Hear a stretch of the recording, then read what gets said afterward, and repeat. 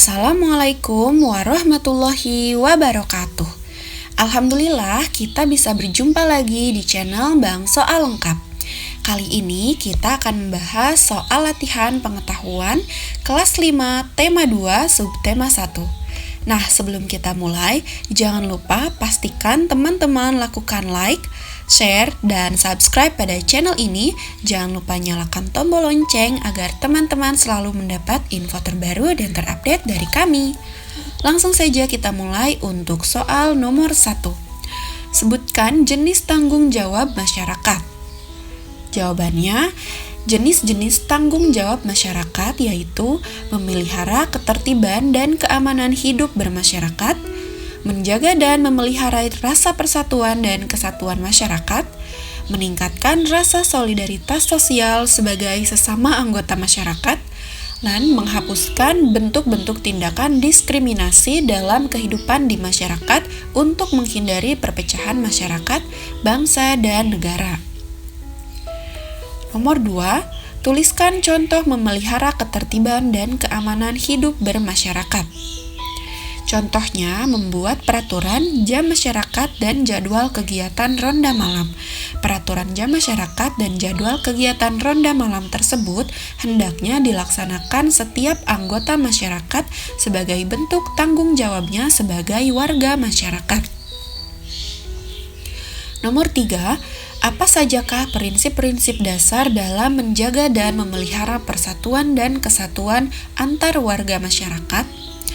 Jawabannya, dalam menjaga dan memelihara persatuan dan kesatuan antar warga masyarakat, hendaknya dipegang prinsip-prinsip dasar sebagai berikut, yaitu membina keserasian, keselarasan, dan keseimbangan dalam berbagai lingkungan kehidupan, saling mengasihi, membina, dan memberi antar sesama, dan tidak menonjolkan perbedaan tetapi mencari kesamaan.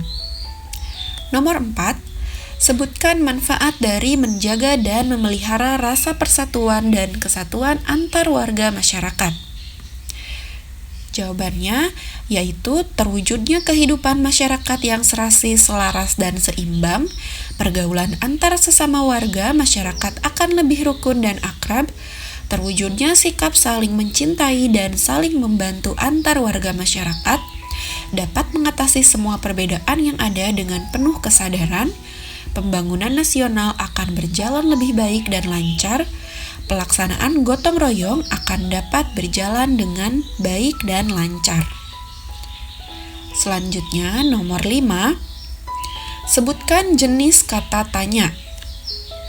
Jawabannya yaitu kata tanya apa, kata tanya siapa, kata tanya kapan, kata tanya di, ke, dari, mana, kata tanya mengapa, kata tanya bagaimana, dan kata tanya berapa. Nomor 6, perhatikan teks berikut. Udara masuk ke dalam tubuh melalui lubang hidung, lalu masuk ke dalam batang tenggorokan. Batang tenggorokan adalah sebuah pipa mulai dari belakang hidung dan mulut, lalu turun ke paru-paru. Dari batang tenggorokan, udara masuk ke dalam paru-paru. Di dalam paru-paru, oksigen terserap ke dalam pembuluh darah halus. Sebaliknya, gas karbon dioksida dari pembuluh darah masuk ke dalam paru-paru dan selanjutnya dibuang saat kita menghembuskan napas. Tuliskan pertanyaan yang menjawab teks di atas. Jawabannya adalah bagaimana proses pernapasan manusia? Selanjutnya, nomor 7, perhatikan paragraf berikut. Melalui kegiatan perdagangan, pedagang akan memperoleh keuntungan dari selisih harga jual dan harga beli. Kegiatan perdagangan tidak hanya mencakup satu daerah atau satu negara, akan tetapi kegiatan perdagangan dapat dilakukan antar negara. Secara ekonomi, kegiatan perdagangan antar negara ditandai dengan ekspor-impor. Ekspor adalah usaha menjual barang dari dalam negeri ke pasar luar negeri, sedangkan impor adalah usaha memasukkan barang dari negara lain ke pasar dalam negeri. Apa ide pokok paragraf di atas? Jawabannya adalah perdagangan antar negara, ekspor dan impor. Nomor 8. Dita dan temannya pulang dari berlibur ke pantai. Tuliskan kalimat tanya yang dapat diajukan ke Dita untuk mendapatkan informasi. Jawabannya adalah kapan Dita dan temannya pergi ke pantai? Siapa teman Dita yang ikut berlibur ke pantai? Lalu, di mana pantai yang didatangi Dita dan temannya? Selanjutnya, nomor 9. Sebutkan 3 jenis usaha di bidang jasa.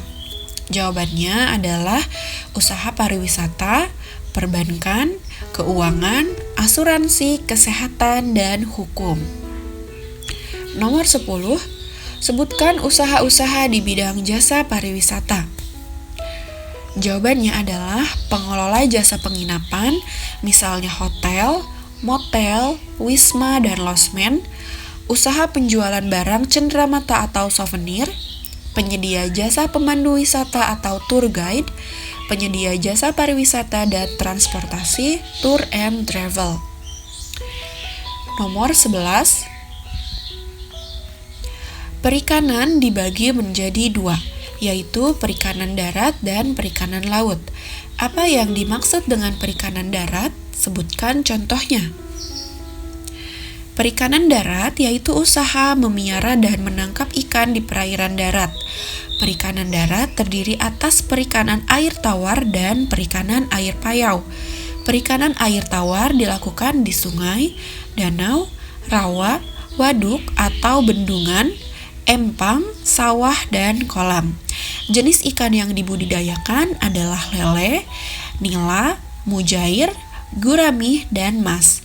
Perikanan air payau dilakukan di tambak di pinggir pantai.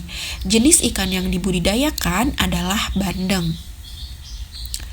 Nomor 12. Sebutkan jenis-jenis barang tambang dan contohnya. Barang tambang dapat dibedakan sebagai berikut. Barang tambang mineral logam misalnya emas, perak, tembaga, timah, bauksit, dan nikel.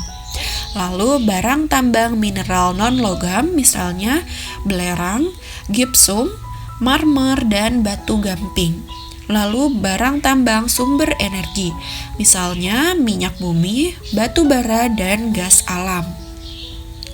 Nomor 13. Apa yang dimaksud dengan tangga nada? Tangga nada merupakan susunan berjenjang misalnya do, re, mi, fa, sol, la, si, do. Nomor 14. Sebutkan ciri-ciri tangga nada diatonis minor. Ciri-ciri tangga nada diatonis minor yaitu lagu bersifat sedih, lagu kurang bersemangat, melodi lagu biasanya diawali dan diakhiri nada 6, namun tidak menutup kemungkinan diawali nada 3 dan diakhiri nada 6. Nomor 15. Sebutkan ciri-ciri tangga nada diatonis mayor. Ciri-ciri tangga nada diatonis mayor adalah sebagai berikut.